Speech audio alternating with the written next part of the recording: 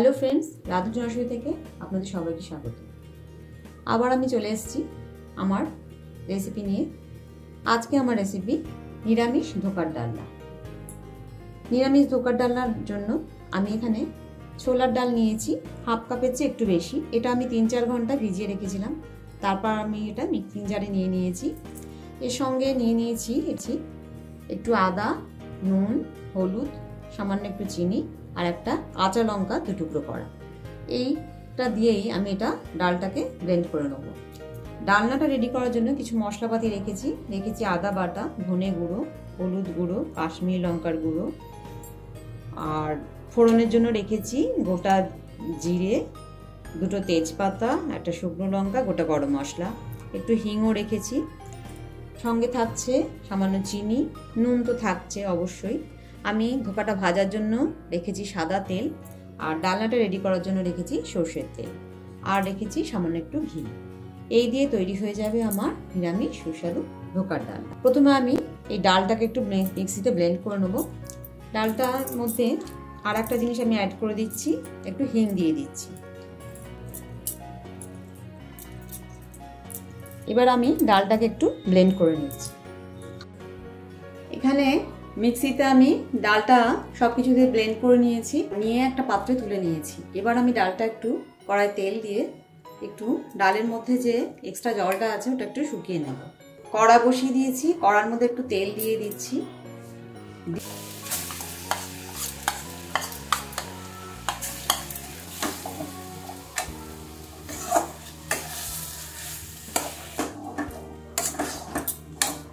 দেখুন ডালটা যখন কড়া থেকে এরকম ভাবে উঠে আসবে, সেই অবস্থায় আমাদের ডালটাকে নামিয়ে নিতে হবে।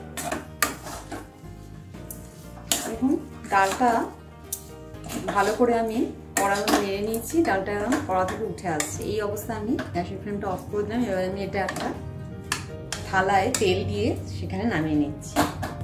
আমি এখানে একটা থালার মধ্যে তেল মাখিয়ে নিয়েছি, সরষের তেল। তার মধ্যে ডালটাকে আমি নামিয়ে নিচ্ছি।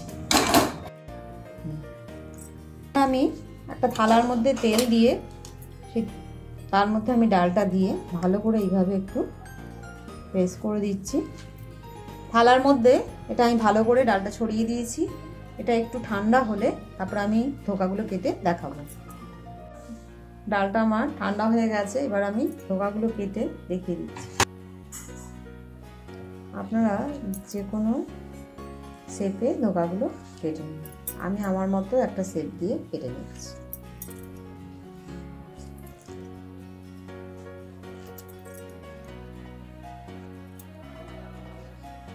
ধোকা কাটার আগে একটু ভালো করে তেলটা মাখিয়ে নিতে হবে, তাহলে ধোকাগুলো কাটতে সুবিধা হবে।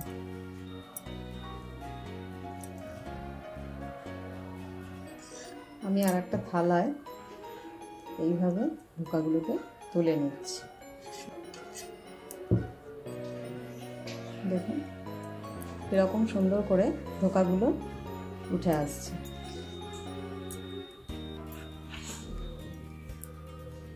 দেখুন কিভাবে সুন্দর করে ধোকাগুলো উঠে আসছে।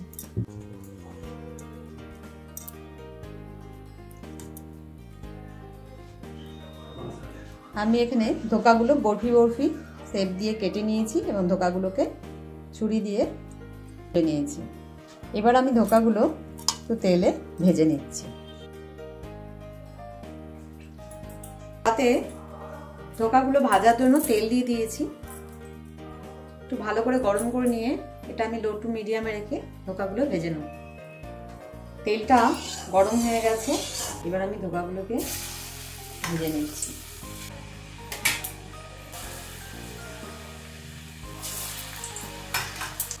কড়াটা ছোট, তাই অল্প অল্প করে দিয়ে এটা আমি ভেজে নিচ্ছি।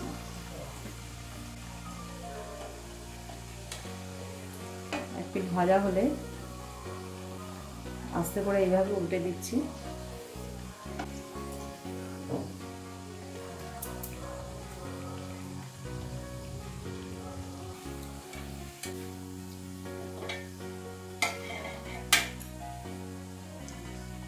দেখুন আমি ধোকাগুলো একটু ভালো করে ভেজে এইভাবে তুলে নিচ্ছি, যাতে ভেঙে না যায়। দেখুন খুব সুন্দরভাবে ধোকাগুলো কিন্তু আমার ভাজা হয়ে গেছে। এইভাবে আমি অন্য সব ধোকাগুলোকে ভেজে নিচ্ছি। আর এখানে সমস্ত ধোকাগুলো ভাজা হয়ে গেছে। এবার আমি ডালনাটা রেডি করে দেখাবো। আমি ডালনাটার জন্য সরষের তেল ইউজ করছি, আপনারা চাইলে ওই সাদা তেল দিয়েও এটা করতে পারেন। 3.5 চামচের মতো তেল আমি এখানে দিয়ে দিলাম। অল্প তেলেই আমি ডালনাটা রেডি করে দেখাবো। এবার আমি ফোড়নের জন্য যা যা রেখেছি, গোটা জিরে, গোটা গরম মশলা, তেজপাতা আর শুকনো লঙ্কা, এটা দিয়ে দিচ্ছি। ফোড়নটা একটু তেলে নেড়ে নিচ্ছি। ফোড়নটা ভাজা ভাজা হয়ে গেছে। এবার আমি দিয়ে দিচ্ছি আদা বাটা, একটু হিঙের গুঁড়ো দিয়ে দিলাম।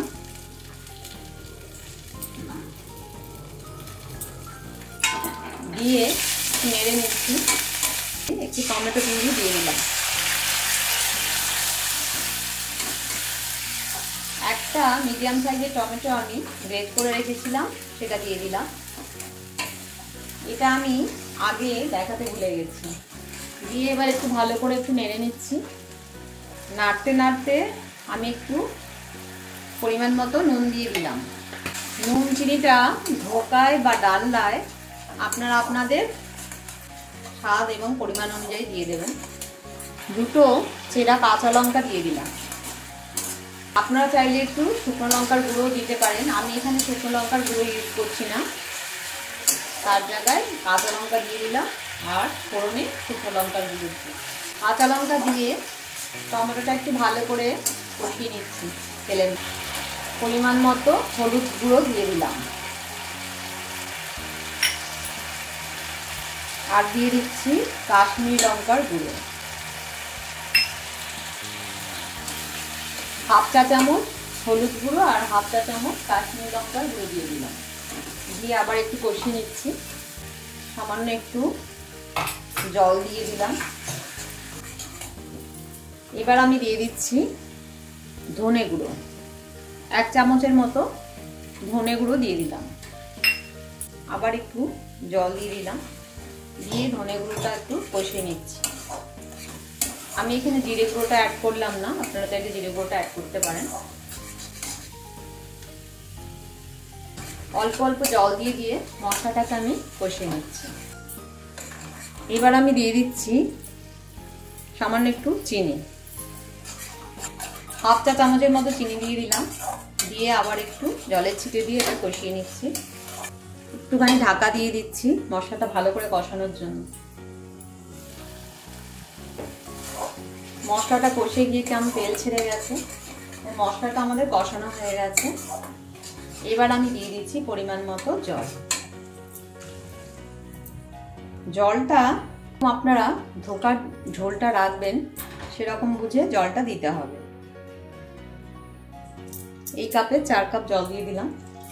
আমি এখানে জলটা একটু বেশি দিলাম, কারণ ধোকাগুলো দেওয়ার পর ধোকা কিন্তু অনেকটাই জল টেনে নেবে, কাজেই জলটা একটু বেশি পরিমাণে দিতে হবে। ঝোলটা ফুটে উঠেছে। এবার আমি ধোকাগুলো ঝোলের মধ্যে ছেড়ে দিচ্ছি। ধোকা দেওয়ার পর এটা বেশিক্ষণ আর ফোটানোর কোনো দরকার নেই, কারণ ধোকা কিন্তু অনেকটাই ঝোল টেনে নেবে, তাই অল্প ফুটিয়ে এটা কিন্তু নামিয়ে দিতে হবে। এবার আমি 1/2 চা চামচের মতো ঘি দিয়ে দিলাম।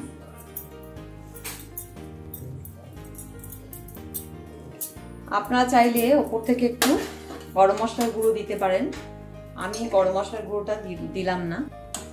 নুন চিনি সবটাই আমি চেক করে নিয়েছি। আস্তে করে আমি একটু নেড়ে দিচ্ছি। ঘি দেওয়ার পর একটু ফুটিয়েই আমি গ্যাসের ফ্লেমটা অফ করে দিলাম। আর একটু ঢাকা দিয়ে স্ট্যান্ডিং টাইম দিলাম। একটু ঝোলটা টেনে নেওয়ার পর আমি এটা সার্ভ করে দেবো। আপনারা স্ট্যান্ডিং টাইম দেওয়ার পর আমি দেখুন ধোকার ডালনা আমাদের একদম রেডি। একটু ঝোলটা বেশি রেখেছি, আপনারা যেরকম ঝোল খাবেন সেইভাবে ধোকার ডালনার ঝোলটা রাখলেই হবে। অনেকে মাখা মাখা খায়, সেক্ষেত্রে ঝোলটা আরও শুকিয়ে ফেলতে হবে। আর আপনারা চাইলে আলুও অ্যাড করতে পারেন, আমি এখানে কোনো আলু অ্যাড করিনি এমনি।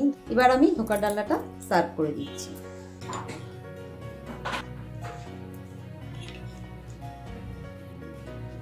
সুস্বাদু ধোকার ডালনা আমি এখানে সার্ভ করে দিয়েছি। এটা কিন্তু নিরামিষ দিনের খুবই ভালো একটা রেসিপি, অবশ্যই একবার এইভাবে ট্রাই করে দেখতে পারেন। যদি ভালো লেগে থাকে রান্নাটিকে লাইক ও শেয়ার করার অনুরোধ রইল। নতুন বন্ধুদের আমার সাবস্ক্রাইব করার অনুরোধ রইল। পাশে থেকে বেল আইকনটা অবশ্যই প্রেস করবেন, তাহলে আমার নতুন নতুন রান্নার আপডেটগুলো সহজেই পৌঁছে যাবে। সুস্থ থাকবেন, ভালো থাকবেন, ধন্যবাদ।